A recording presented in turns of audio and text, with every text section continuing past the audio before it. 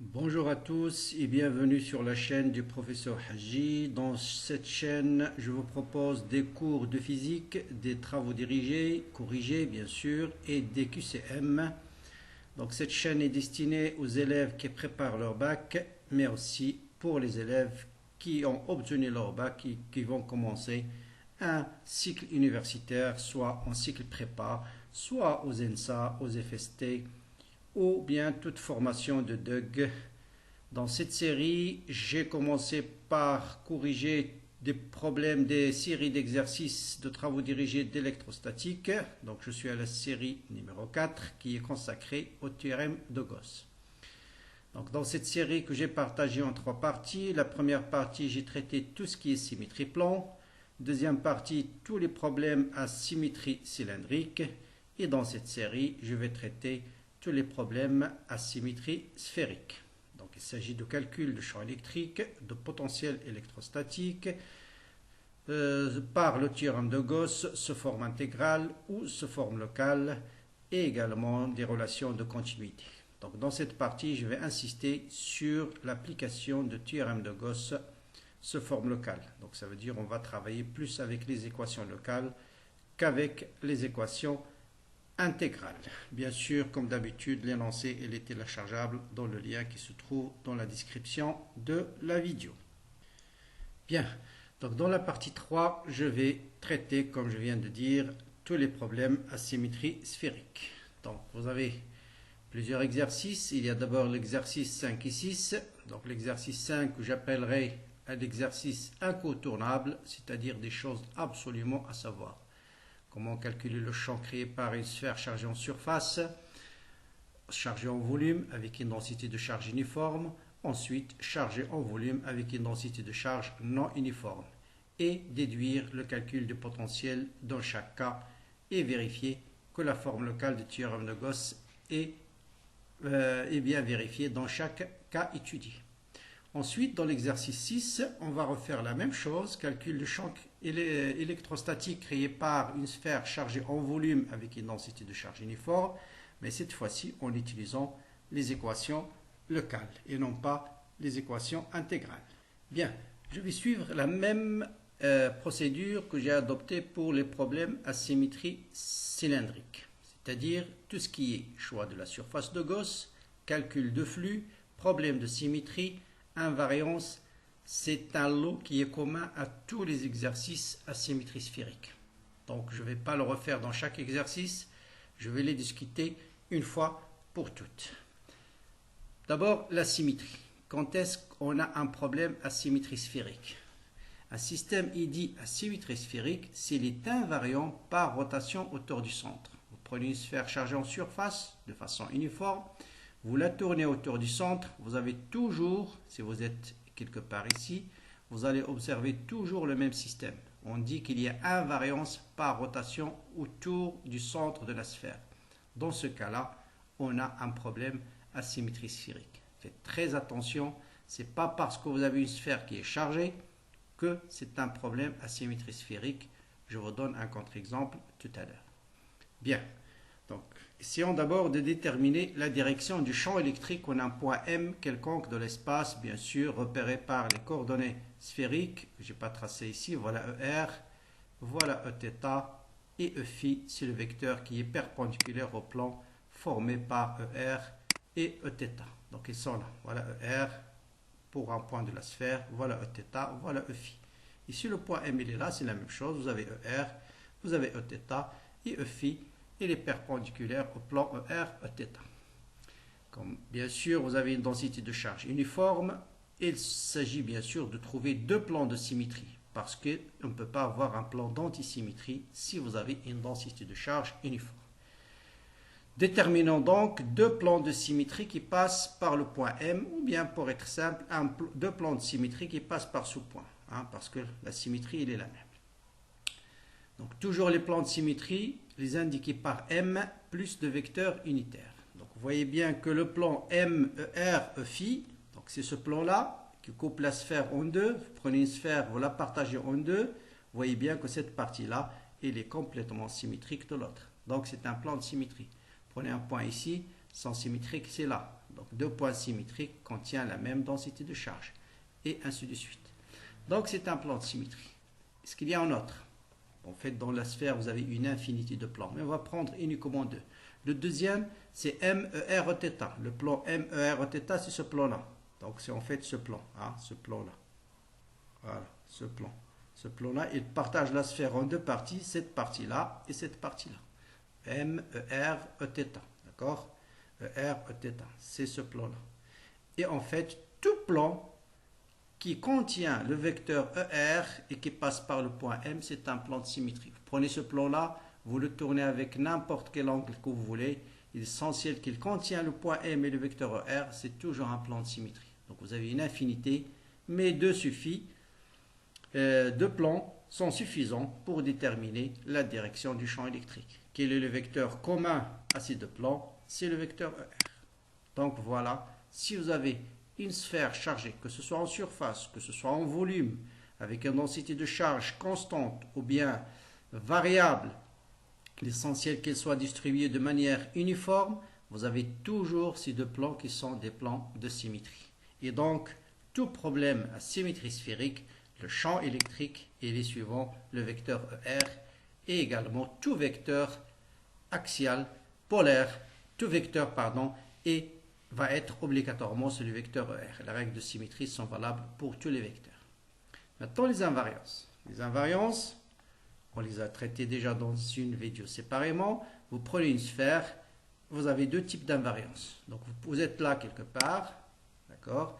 Vous tournez la sphère autour au Z, c'est-à-dire vous changez cet angle-là. Qu'est-ce que vous faites varier? Vous faites varier l'angle phi. Donc, si je fais varier l'angle phi, l'observateur qui est là observe toujours le même système. On dit que le champ électrique est invariant par rotation autour de l'axe Z ou bien par variation de l'angle phi. Donc le champ ne dépendra pas de phi. Vous avez une deuxième invariance si je tourne la sphère suivant cette direction-là, vers le haut ou vers le bas. C'est-à-dire je change l'angle θ. Donc vous tournez une sphère, vous changez l'angle θ, l'observateur qui est là va observer toujours le même système. Donc là aussi vous avez invariance par variation de l'angle θ. Donc toutes les grandeurs physiques ne dépendront ni de θ ni de phi et ne dépendront que de R. Ce qui est valable pour le champ électrique, il est valable pour le potentiel scalaire et pour toute autre grandeur vectorielle. Bien, donc le champ électrostatique créé par un problème à symétrie sphérique est suivant ER et il ne dépend que de R. Donc voilà la symétrie et les invariances. Ça, c'est très important pour l'application du théorème de Gauss. Donc avant d'appliquer le théorème de Gauss, comme j'ai bien dit dans la première vidéo, il faut toujours déterminer la direction du champ électrique en utilisant la symétrie et les variables dont dépend le champ électrique en utilisant les invariances. Je répète, il y a beaucoup d'étudiants qui n'arrivent pas à assimiler ce problème d'invariance. Donc c'est le problème d'invariance, il est très simple. Vous vous placez dans un point où vous voulez calculer la grandeur physique. Si vous changez une coordonnée, et que le système, l'observateur observe toujours le même système, identique, même symétrie, ça veut dire que la grandeur physique ne doit pas dépendre de cette variable. Vous la changez, or le système physique il est le même. Donc la grandeur physique ne doit pas dépendre de cette variable. Bien. Voilà la remarque de tout à l'heure. Il ne faut pas toujours, chaque fois qu'on vous donne un exercice ou un problème, vous avez une sphère chargée, vous dites « Ah bon, le champ électrique est suivant R et il ne dépend que de R. » Non, ce n'est pas vrai. Voilà un contre-exemple. Imaginez une sphère qui est chargée avec une densité de charge qui est sigma 0 cosinus θ. Donc voilà la densité de charge. Voilà θ égale à 0, c'est ici. En coordonnées sphériques, θ égale à 0 lorsque le point M se trouve sur l'axe OZ. Faites très attention. Là, c'est θ égale à pi. Donc, en coordonnées sphériques, θ varie entre 0 et pi. D'accord? Donc, cosinus θ est positif, c'est θ est compris entre moins pi sur 2 et pi sur 2. Donc, la sphère va être chargée sur cette partie-là par des charges positives, sur l'autre partie par des charges négatives. Est-ce qu'on a un problème à symétrie sphérique dans ce cas-là? Bien entendu, c'est non. Un observateur qui est là, si vous tournez la sphère autour du centre, À un certain moment, il observe des charges positives et à un autre moment, il va observer des charges négatives lorsqu'on fait une rotation de la sphère. Donc, ce n'est plus un problème asymétrie sphérique dans ce cas-là. D'ailleurs, dans ce cas-là, le champ n'est pas suivant ER, hein, parce que là, vous êtes pratiquement dans le cas d'un dipôle. Le champ électrique, il sort de la charge positive, il arrive vers la charge négative. Voilà, donc on pourra faire une fois le calcul exact du champ électrique calculé par cette sphère. Et vous voyez bien qu'on a un point de l'espace. Le champ électrique a une composante suivant ER et une composante suivant Eθ. C'est un champ créé par un dipôle électrique. Donc le champ dans ce cas-là n'est pas suivant ER et bien sûr il dépend de θ et pas uniquement de R et de θ. Donc vous voyez, donc faites attention, c'est pas parce que vous avez une sphère, d'ailleurs dans ce cas-là on ne peut pas appliquer le théorème de Gauss, justement parce que le champ n'a pas une symétrie simple qui permet d'appliquer le théorème de Gauss. Si vous prenez une sphère ici, c'est très compliqué de calculer le flux. D'accord? Donc voilà un problème, une sphère chargée, mais on n'a pas une symétrie sphérique. Et dans ce cas-là, le champ n'est pas suivant ER, mais il a une composante suivant ER et une composante suivant Eθ. Bien, donc on a déterminé la symétrie, on a déterminé les invariances. Maintenant, on va calculer le flux. Dans un cas, et le calcul sera valable pour tous les cas qu'on va étudier dans la suite. Donc toujours, si vous avez un problème à symétrie sphérique, le choix de la surface de Gauss, il est très simple. C'est une sphère de rayon petit r. C'est même pas la peine de réfléchir. Je prends par exemple une sphère chargée en volume de rayon A. Je veux déterminer le champ en un point à l'extérieur. Je prends une sphère de rayon petit r. C'est ma surface de Gauss. Donc ça, c'est ça ma surface de Gauss. Donc toujours la surface de Gauss, comme j'ai dit plusieurs fois, n'est jamais confondue avec la surface chargée. Soit on prend un point à l'extérieur, soit on prend la surface de Gauss à l'intérieur. Donc c'est une sphère de rayon R. Ça veut dire tous les points de cette surface de Gauss, le rayon est constant. Et ça c'est très important. Vous allez voir pourquoi. Bien. Pour calculer le flux, il suffit de représenter le champ électrique en un point quelconque. Le champ électrique, on a dit par symétrie, il est suivant ER. Le vecteur ER, c'est le vecteur qui est dirigé du centre vers l'extérieur. L'élément de surface pour une sphère, pour la surface d'une sphère, c'est un vecteur qui est perpendiculaire à la surface, dirigé de l'intérieur vers l'extérieur. Donc c'est aussi un vecteur qui est suivant ER. Là, bien sûr, c'est algébrique. Je sais que le champ est suivant R, mais il peut être très bien vers l'extérieur comme il peut être vers l'intérieur. A priori, je n'en sais rien. C'est le calcul qui va me donner le sens. Bien. Voilà un autre point. Donc, un élément de surface de la sphère. Donc, sur la sphère, qu'est-ce qui est constant? C'est le rayon. Donc, l'élément de surface, c'est R d de θ multiplié par la variation de phi qui est R sinus θ d de phi. Donc, un élément de surface, c'est R carré sinus θ d de θ d de phi suivant ER.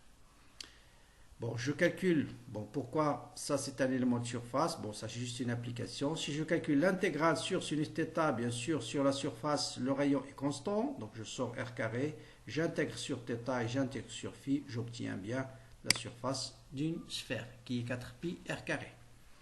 Bien, je calcule le flux maintenant du champ électrique sur ma surface de Gauss. Par définition, c'est le flux à travers la surface fermée de E scalaire d de S. D'abord, j'enlève les vecteurs parce que ER scalaire ER égale à 1. Donc, il me reste ER scalaire d de S. Et c'est là où les invariances vont intervenir. Qu'est-ce qu'ils m'ont dit, l'invariance? Ils m'ont dit que le champ électrique ne dépend que de R. J'intègre où? J'intègre sur une surface de Gauss, de rayon comment? De rayon constant. Donc le rayon est constant, donc ça veut dire tout simplement sur ma surface de Gauss, le champ est constant. Donc j'ai le droit de sortir ER de l'intégrale et il me reste l'intégrale d de S qui est bien 4pi r carré. Donc le flux c'est E fois 4pi r carré une fois pour toutes. C'est la même démonstration pour tous les problèmes à symétrie sphérique. Quelle que soit la position de la surface de Gauss, qu'elle soit à l'intérieur de la surface chargée ou à l'extérieur, c'est exactement le même calcul. Donc le fait qu'elle soit à l'extérieur ou à l'intérieur n'intervient pas dans les étapes du calcul. Donc n'oubliez pas aussi que R c'est algébrique, d'accord? C'est le calcul, c'est la nature des charges qui vont me dire est-ce qu'elle va être suivant plus ER ou bien suivant moins ER. Donc, qu'est-ce qui va changer dans la suite? C'est juste le calcul de la charge intérieure, suivant le cas où la sphère est chargée soit en surface, soit en volume, soit avec une densité constante, soit avec une densité variable. Et on va traiter les trois cas. On va commencer par une sphère chargée en surface. D'accord? Donc le flux, c'est déjà fait. Le flux, c'est E4πr². Qu'est-ce qu'il me reste à calculer? La charge intérieure. Donc voilà ma surface chargée, c'est celle-là, en bleu. J'ai choisi deux surfaces de Gauss. Premier cas, R inférieur à grand R. Deuxième cas, R supérieur à grand R. Donc pour le premier cas, si R est inférieur à grand R, voilà la surface qui est chargée. Est-ce qu'il y a des charges qui se trouvent à l'intérieur de cette sphère? Essayez de les trouver et les colorer. Bon, rien. Pourquoi? Parce que les charges se trouvent sur la surface de cette sphère. Or, la surface de Gauss se trouve à l'intérieur de la surface chargée. Donc, Q intérieur égale à 0. Q intérieur égale à 0. Donc, bien sûr, E fois 4πr² égale Q intérieur sur epsilon 0, c'est 0. Donc, le champ, il est nul. Bien. Deuxième cas, je prends un point à l'extérieur. Ma surface de Gauss, cette fois-ci, de rayon petit r. Est-ce qu'il y a des charges qui se trouvent à l'intérieur de cette surface? Oui. Toute la sphère chargée, toutes les charges de la sphère se trouvent à l'intérieur. Donc, je dois calculer cette charge totale-là. Bien sûr, j'ai une densité surface sigma. Donc, Q intérieur, c'est l'intégrale sigma d de S. Sigma, c'est une constante. Je sors sigma de l'intégrale. Donc, Q intérieur, ça sera sigma fois S. N'oubliez pas quel S. C'est la surface chargée. Ça veut dire la surface de rayon grand R. Là où vous faites des petites erreurs. Donc, Q intérieur, c'est sigma fois 4πr². Donc, je calcule la charge intérieure à la surface de Gauss. Ne pas confondre petit r et grand R. Donc, la surface de Gauss est de rayon petit r. Mais, qu'est-ce que me dit le théorème de Gauss? Le flux à travers la surface de Gauss est égal à la charge intérieure à la surface de Gauss. La charge où il se trouve sur la sphère de rayon grand R. Donc dans la Q intérieure, je dois prendre la surface de la sphère de rayon grand R qui est 4π grand R au carré. Donc j'applique le théorème de Gauss. Le flux est égal à Q intérieur sur epsilon 0 et je trouve le champ électrique créé par une sphère chargée en surface. Donc nul à l'intérieur, varie au 1 sur r² à l'extérieur. Bien, donc voilà la variation, la courbe de variation. Donc nul à l'intérieur, on 1 sur r² à l'extérieur. Et vous voyez bien qu'il y a une discontinuité du champ électrique à la surface. Et la valeur de cette discontinuité, c'est sigma sur epsilon 0. Et ça, c'est un résultat très général à tous les problèmes qui sont chargés, les systèmes chargés en surface. Donc un champ électrique présente une discontinuité pour les distributions de charges surfaciques lorsque vous passez d'un milieu 1 à un milieu 2. Et cette distribution, cette discontinuité, elle est égale à sigma sur epsilon 0. Bien, comment on le montre? Donc voilà ma sphère, l'intérieur c'est milieu 1, l'extérieur de la sphère c'est milieu 2. La normale N1,2, c'est la normale dirigée de 1 vers 2. Et vous voyez bien que dans ce cas-là, la normale, c'est le vecteur ER. Et on va essayer de vérifier la relation de continuité. Essayer de vérifier cette relation dans ce cas-là. Donc voilà, qu'est-ce qu'il nous dit la relation de continuité, qui est valable quel que soit le système. Il nous dit que le champ dans le milieu 2, moins le champ dans le milieu 1, scalaire N1,2, doit être égal toujours à sigma sur epsilon 0. C'est quoi E2? C'est sigma r². Bien sûr, il faut prendre E2 à la surface. Les relations de continuité sont applicables à la surface qui sépare deux milieux, 1 et 2. Ça veut dire qu'il faut prendre petit r égale à grand R dans l'expression que vous avez calculée.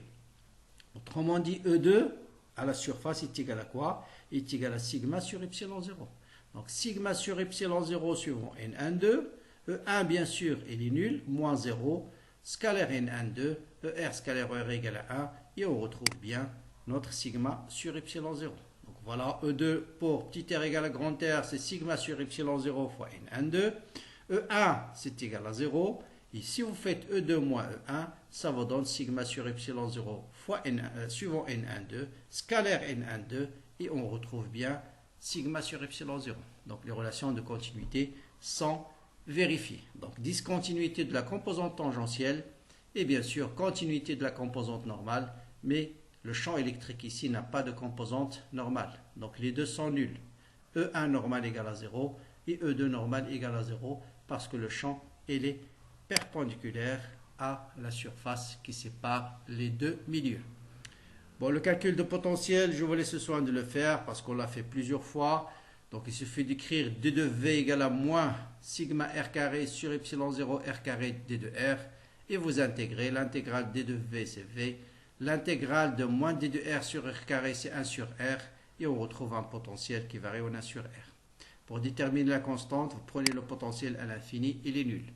Ensuite, à l'intérieur, le champ est nul, donc le potentiel est constant. Et cette constante, on le détermine par la continuité du potentiel lorsque petit r égale à grand R. Bon, c'est les mêmes calculs que nous avons déjà fait pour le cylindre. Bien, maintenant je passe à la sphère chargée en volume, toujours avec une densité de charge uniforme. Donc le flux, c'est le même calcul, rien qui change. Donc ce qui va changer, c'est la charge intérieure. Dans ce cas-là, j'ai une densité de charge volumique. Donc volumique ici, c'est ρ. C'est ρ qui se trouve ici à l'intérieur de la sphère de rayon grand R. Donc Q intérieur, c'est l'intégrale ρ d de V. C'est quoi un élément de volume en coordonnées sphériques? C'est r carré sinus θ, d de r, d de θ, d de phi. Bon, souvent, si on travaille avec des grandeurs physiques qui ne dépendent que de r, c'est plus facile d'utiliser comme élément de volume 4pi r carré d de r. Ça veut dire qu'on a déjà intégré sinus θ, d de θ, et l'intégrale d de phi, ça vous donne 4pi. Donc c'est plus facile de travailler avec cet élément de volume. Bon, on va essayer de calculer la charge intérieure. Donc premier cas, petit r inférieur à grand R, voilà ma surface de Gauss. Est-ce qu'il y a des charges à l'intérieur de cette surface, sachant que la sphère de rayon grand R est chargée en volume? Donc oui, tout le volume interne à la surface de Gauss est chargé. Donc dans Q intérieur, je dois intégrer petit r entre 0 jusqu'à petit r. Donc entre 0 jusqu'à petit r, le rayon de la surface de Gauss. Donc entre 0 jusqu'à petit r, parce que tout le volume interne à la surface de Gauss est chargé, car ma surface de Gauss est chargée en volume. Donc Q intérieur, c'est 4 tiers pi r au cube fois ρ. Et ça, c'est égal, sur epsilon 0 est égal au flux. Donc vous simplifiez par 4 pi r carré et ça vous donne E est égal à ρ fois R sur 3 epsilon 0. Qu'est-ce qui va changer lorsque la sphère de Gauss se trouve à l'extérieur? Voilà maintenant ma surface de Gauss. De rayon toujours petit r. Quelle est la charge intérieure à cette surface? Donc, c'est quoi? C'est toute la charge contenue dans la sphère de rayon grand R. Toute la charge qui se trouve sur la sphère de rayon grand R est interne à la surface de Gauss. Donc l'intégrale ici doit aller de 0 jusqu'à où? Jusqu'à grand R. Il doit s'arrêter. Pourquoi? Parce que au-delà de grand R, il n'y a pas de charge. Vous voyez un peu la différence. Donc, je dois intégrer ici entre 0 et grand R. Et ça vous donne ρ 4 tiers pi r au cube égal à E fois 4 pi r carré. Et ça vous donne un champ en 1 sur r carré. Donc voilà le champ calculé par une sphère chargée en volume. Bien sûr, vous vérifiez que le champ est continu. Toujours pour une distribution volumique, c'est un moyen de vérifier vos résultats. Lorsque petit r égale à grand R, vous voyez bien qu'on retrouve ρ fois petit r sur 3 epsilon 0, ρ fois grand R pardon, sur 3 epsilon 0, là aussi ρ fois grand R sur 3 epsilon 0. Donc le champ est continu à la surface de séparation des deux milieux, l'intérieur de la sphère et l'extérieur de la sphère. Bon, voilà le champ, vous voyez bien qu'il est continu. Donc à l'intérieur de la sphère, il varie comme alpha fois r, c'est une droite, et à l'extérieur, il varie en 1 sur r carré. Bon, pour le potentiel, je vous laisse le soin de faire le petit calcul. C'est la même méthode, je vous donne juste le résultat et essayez de le calculer. Donc toujours, il suffit d'écrire d de v égale à moins e d de r, intégrer, prendre toujours le potentiel à l'infini pour déterminer la constante à l'extérieur et la continuité de potentiel pour déterminer la constante à l'intérieur. Bien, donc voilà par exemple pour celui-là, vous faites d de v égale à moins e d de r, l'intégrale de r d de r c'est r carré sur 2. Donc vous voyez ce r carré sur 2. 2 multiplié par 3, ça donne 6. Là, c'est la dérivée de moins d de r sur r carré. L'intégrale moins 1 sur r carré, c'est 1 sur r. Et vous voyez bien qu'à l'extérieur, je trouve tout de suite 1 sur r. Puis les constantes, c'est par les relations de continuité. Bien. Maintenant, je passe à l'exercice 6. On considère une sphère de centroïde rayon R chargée cette fois-ci avec une densité de charge ρ supérieure à 0. Et on vous demande de retrouver l'expression du potentiel créé par une sphère chargée d'une densité volumique ρ en intégrant l'équation de Poisson. Donc là, on va essayer de calculer, d'appliquer les équations locales. On va calculer le champ électrique, le potentiel, et une fois que vous avez le potentiel, bien sûr, vous pouvez déduire le champ, mais en appliquant directement l'équation de Laplace. Qu'est-ce qu'elle nous dit? L'équation de Poisson, pardon. Bon, bien sûr, l'équation de Poisson se réduit à l'équation de Laplace lorsque ρ égale à 0. Donc l'équation de Poisson nous dit que le Laplacien de V, en n'importe quel point de l'espace, pour une distribution de charge donnée, le potentiel doit toujours vérifier cette équation locale.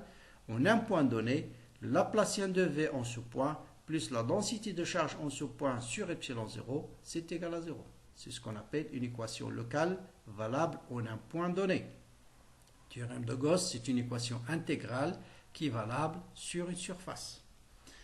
Bien, en coordonnées sphériques, voilà le Laplacien. Bien sûr, il ne s'agit pas de l'apprendre par cœur, on vous le donne à chaque fois que vous aurez besoin de cette expression. Et on va essayer d'appliquer cette relation en un point à l'intérieur et à l'extérieur de la sphère. Et on va obtenir quoi?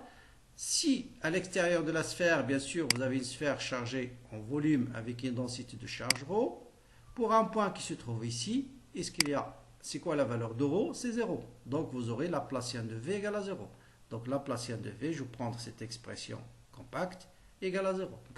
Bien sûr, à l'intérieur, vous avez partout une densité de charge, donc en n'importe quel point à l'intérieur de la sphère, j'ai le Laplacien de V égale à moins ρ sur epsilon 0.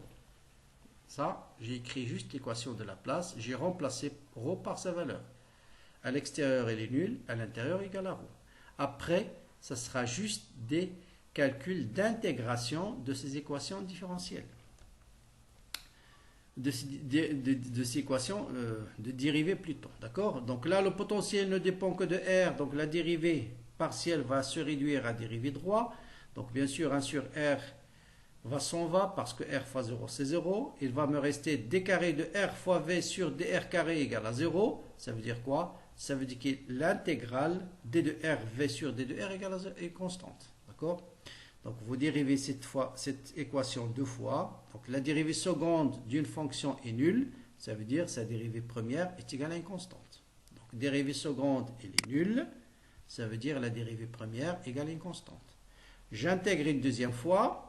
L'intégrale de R fois V est égale à R fois V. Et l'intégrale de A, c'est quoi? C'est A fois R plus une constante. Toujours ajouter les constantes.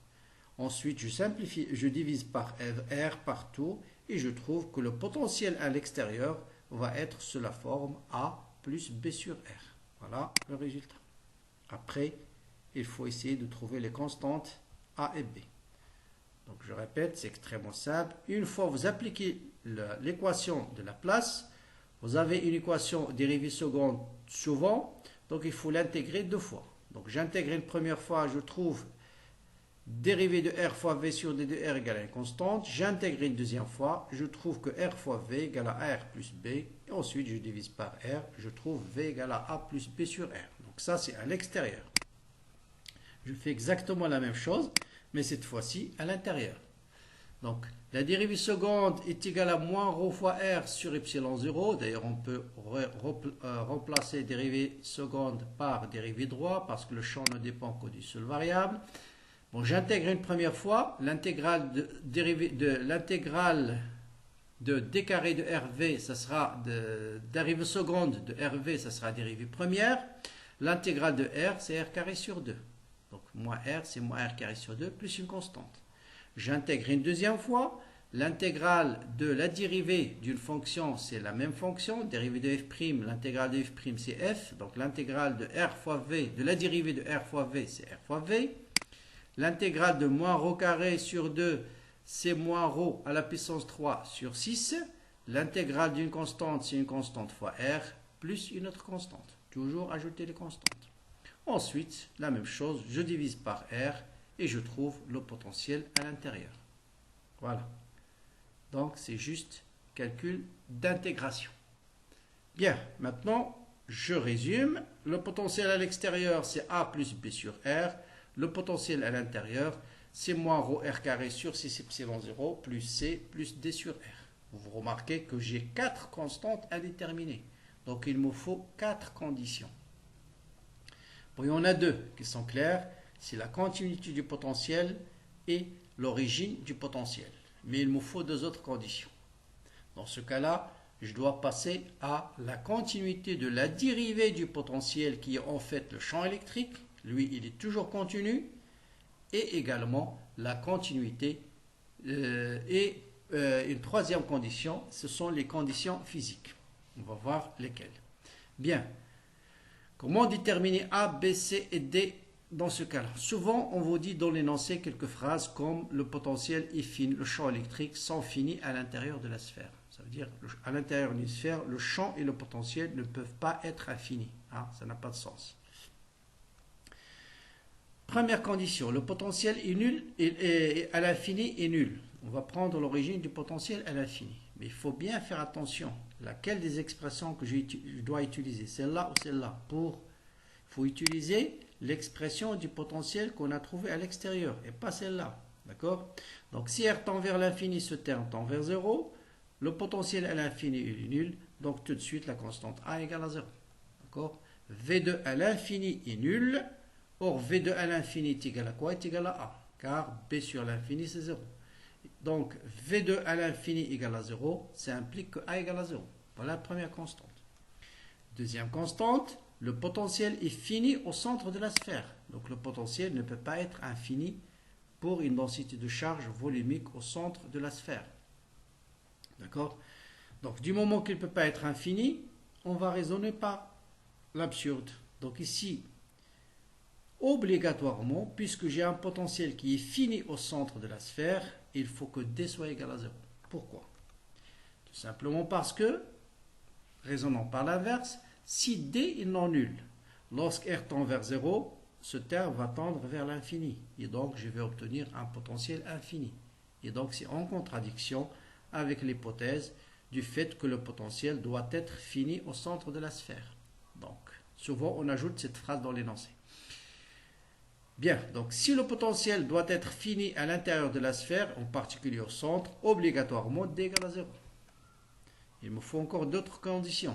Bien sûr, la condition classique, c'est la continuité du potentiel. Lorsque petit r égale à grand R, ce terme doit être égal à celui-là. Et ça me donne moins ρ grand R au carré. N'oubliez pas de remplacer petit r par grand R sur 6 epsilon 0 plus C est égal à B sur grand R. Et ça permet de déterminer C facilement. Il me reste une condition pour déterminer B. Bon, on a utilisé la continuité du potentiel, on a utilisé l'origine du potentiel. Là, il faut penser au champ électrique. Le champ qui n'est autre que la dérivée du potentiel. Lui aussi, il est continu lorsque petit r égale à grand R. Et la dérivée de ce terme, c'est ρ fois R sur 3 epsilon 0. Et la dérivée de B sur R, c'est B sur R carré. Bien sûr, en simplifiant par les moins 1. Donc, vous avez B égale à ρ, R au cube sur 3 epsilon 0. Vous remplacez les constantes et on retrouve bien le potentiel qu'on a déjà trouvé par le calcul direct. Bien sûr, une fois que vous avez le potentiel, vous calculez le gradient de... ça, c'est petit r. Hein. Donc, il y a une erreur pour R supérieur à grand R. R supérieur à grand R. Il manque que c'est sur R, bien sûr. Hein, le potentiel, si on a sur R. Et voilà, par exemple, je prends le potentiel à l'extérieur. Vous calculez le gradient de ce terme. C'est moins la dérivée de 1 sur R et moins la dérivée de 1 sur R. Bien, attendez, pardon, il y avait une erreur sur les formules, donc je l'ai corrigée. Elle est où? Donc, voilà, donc nous avons déterminé les constantes. J'étais à cette étape-là. Voilà. Donc voilà. Et si on remplace les constantes d'intégration, on retrouve bien le potentiel à l'extérieur et le potentiel à l'intérieur qu'on avait retrouvé par le théorème de Gauss. Bien. Maintenant, retrouver le champ électrique créé par la sphère en volume en utilisant la forme locale cette fois-ci. Donc voilà, donc on pourrait bien sûr, une fois qu'on a calculé le potentiel, déduire le champ. Mais là, on va l'utiliser une autre méthode. C'est-à-dire, on vous donne une sphère chargée en volume et on vous demande de déterminer le champ à l'intérieur et à l'extérieur de la sphère en utilisant non pas le théorème de Gauss, non pas l'équation de Poisson, mais le théorème de Gauss se forme locale. Et c'est quoi l'expression de théorème de Gauss sous forme locale? Si divergence de E est égale à ρ sur epsilon 0. Donc on va l'appliquer à l'extérieur et à l'intérieur. Bon, ça c'est pour champ créé à l'extérieur et à l'intérieur, pour une sphère chargée en volume. Donc à l'intérieur, bien sûr, vous avez une densité de charge, donc divergence de E égale à ρ sur epsilon 0. À l'extérieur de la sphère, vous avez divergence de E égale à 0. Pourquoi? Parce que la densité de charge à l'extérieur de la sphère, elle est nulle. Et à chaque fois, bien sûr, que vous aurez l'expression de divergence, on vous le donne. Donc, divergence en coordonnées sphériques, c'est 1 sur r carré, d sur d de r, de r carré fois la composante du champ électrique suivant ER. Bien. Je remplace donc l'équation locale en un point à l'extérieur et en un point à l'intérieur. Je remplace divergence de E par son expression en coordonnées sphériques. Et comme l'équation de Poisson, le principe c'est le même. C'est faire des intégrations successives et déterminer les constantes d'intégration par les conditions physiques. Bon, j'intègre d'abord cette fois-ci, donc ça sera la dérivée de r carré fois ER sur dt est égal à ρ fois r carré. Ensuite, la dérivée de r carré fois r est égale à ρ sur epsilon 0 r carré fois d de r. J'intègre une première fois. L'intégrale d carré d'une fonction, c'est la même fonction. L'intégrale de r carré d de r, c'est r3 sur 3. Il faut ajouter une constante. Bien. Et bien sûr, pour trouver ER, il suffit de diviser tout ça par r carré. Deuxième chose, deuxième équation, 1 sur r carré dérivé sur d de r égale à 0. Donc 1 sur r carré s'en va parce que r carré fois 0 égale à 0. Donc il me reste r carré fois ER égale à une constante. Donc la dérivée de r carré sur fois ER est égale à 0. Donc l'intégrale, ça veut dire r carré fois ER égale à une constante. Et donc, je détermine pour r inférieur à grand R, je trouve ρ fois r sur 3 epsilon 0 plus a sur r carré. Et pour r supérieur à grand R, je trouve b sur r carré. Donc j'ai deux constantes à déterminer par continuité et la deuxième par des raisons physiques. Toujours comme le potentiel, le champ ne peut pas être infini à l'intérieur de la sphère. Donc une charge finie ne peut pas créer un champ infini à l'intérieur de la sphère. Donc, en plus, par symétrie, le champ à l'intérieur de la sphère doit être nul. Parce que le centre de la sphère, c'est l'intersection de plusieurs plans de symétrie. Donc, comme le champ à l'intérieur de la sphère ne peut pas être infini, comme tout à l'heure, obligatoirement la constante A égale à 0. Pourquoi? Parce que si A est non nul, on va trouver le champ au centre qui est égal à l'infini. Deuxième équation, c'est l'équation de la continuité. Là, j'ai besoin d'une commande de deux équations. Lorsque petit r égale à grand R, ce terme doit être égal à celui-là. Et ce qui me donne b égale à ρ, r au cube sur 3 epsilon 0. Et je retrouve bien les résultats que j'ai déjà trouvés par le théorème de Gauss sous forme intégrale. Et vous remarquez que des fois, la forme locale elle est plus facile, comme dans cet exemple-là, que la forme intégrale. Parce que là, on n'a pas besoin du choix de la surface, on n'a pas besoin du calcul de charge intérieure, on n'a pas besoin du calcul de flux, juste une équation différentielle à intégrer et à déterminer les constantes d'intégration. Bien. Maintenant, pour mieux s'entraîner, je vous laisse le soin de faire cet exercice. L'espace compris entre deux sphères de rayon intérieur R1 et de rayon extérieur R2 est rempli par une densité de charge non uniforme. Déterminer le champ créé par ce système en tout point de l'espace. Ensuite, deuxième question, si on place une charge à une distance petit r comprise entre R1 et R2, quelle est la force électrostatique subie par la charge Q? Je vous donne quelques indications. Tout ce qui est symétrie invariance, c'est déjà fait. C'est la même chose que pour une sphère. Donc, il vous reste juste à calculer la charge intérieure. Et dans ce cas, il faut distinguer trois cas. Premier cas, le rayon est compris entre R1 et R2. Il faut prendre une sphère de Gauss ici. Ensuite, le rayon est compris, le rayon du petit r inférieur à R1. Ensuite, petit r est compris entre R1 et R2. Et troisième cas, ma surface de Gauss, petit r est supérieure à R2. Vous voyez bien ici que la charge intérieure, c'est une comme en Q, c'est la charge ponctuelle qui est au centre. Ici, c'est exactement le même calcul que nous avons fait pour une sphère chargée en volume, sauf que petit r, il doit varier entre quoi et quoi? Non pas entre 0 jusqu'à petit r, mais entre quoi et quoi? Entre ça et ça. Et je vous laisse le soin de faire le troisième cas. Maintenant, pour le deuxième question, si je place une charge Q ici, quelle est la force subie par cette charge? Il suffit de revoir première vidéo sur la force électrostatique et vous allez pouvoir répondre facilement en une seule ligne. Il n'y a rien à faire. Bien. Deuxième exercice où je vous laisse le choix de réfléchir. On vous donne une sphère chargée en volume avec une densité de charge volumique ρ. Ensuite, on creuse une cavité à l'intérieur. C'est une sphère non chargée et on vous demande de déterminer le champ en un point M à l'intérieur de la cavité. Donc là aussi, je vous donne juste des indications. Comment créer le champ en un point à l'intérieur de la cavité? Il faut penser au théorème de superposition, comme ce qu'on a fait lors de la vidéo que j'ai consacrée à la symétrie cylindrique. Comment obtenir ce système-là à partir de choses qu'on connaît facilement? Donc, je peux obtenir une sphère chargée en volume avec une cavité vide à l'intérieur en superposant deux sphères. Une de rayon grand R chargée en volume avec une densité de charge ρ et j'ajoute l'équivalent une sphère de rayon R', mais cette fois-ci chargée avec moins ρ.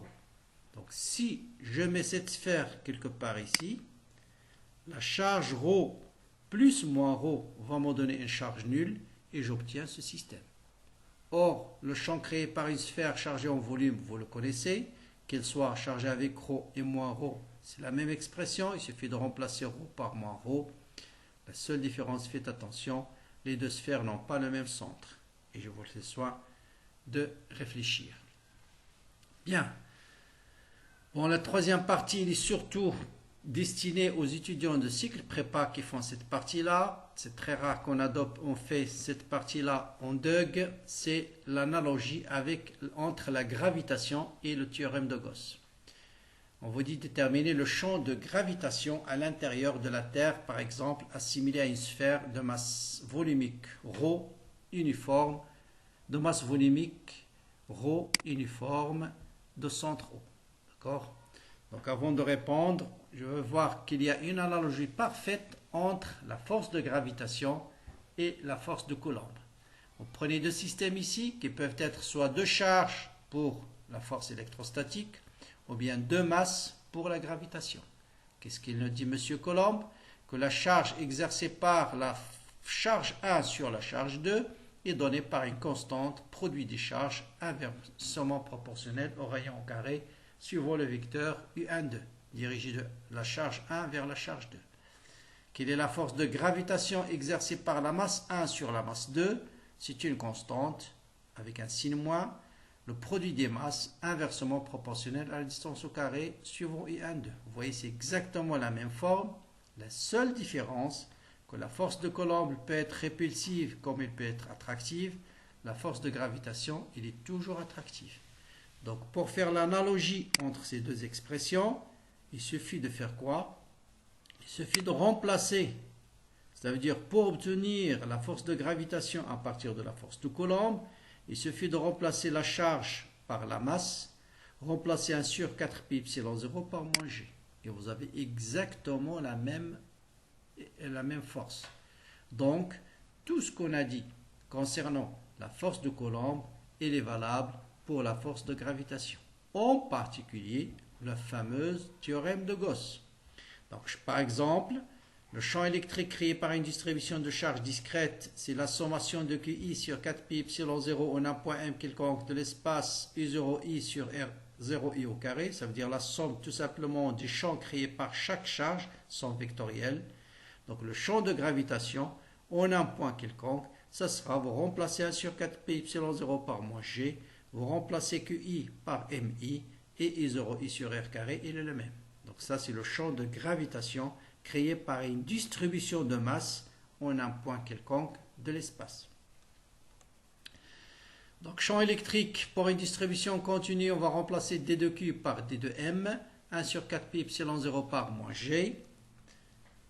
Donc le champ pour une distribution discrète, on les avons déjà vu. Donc le champ de gravitation pour une distribution de masse discrète, ce sera moins G D2M sur R carré fois U. Vous voyez, analogie parfaite. Une charge ponctuelle placée dans un champ électrique subit la force électrostatique Q fois E. Une masse M placée dans un champ de gravitation va être soumise à la force de gravitation qui est M fois EG. Et si vous remplacez EG par sa valeur, vous allez trouver tout simplement la force de gravitation que vous avez déjà fait en terminale. Bon, le théorème de Gauss, le flux de champ électrique à travers la surface de Gauss fermée, c'est la charge intérieure sur epsilon 0. Le flux de champ de gravitation à travers une surface de Gauss fermée, c'est égal à moins 4 pi fois G fois la masse intérieure. Donc l'équivalent, vous voyez ici, l'équivalent de 1 sur epsilon 0, c'est quoi? C'est moins 4 pi fois G.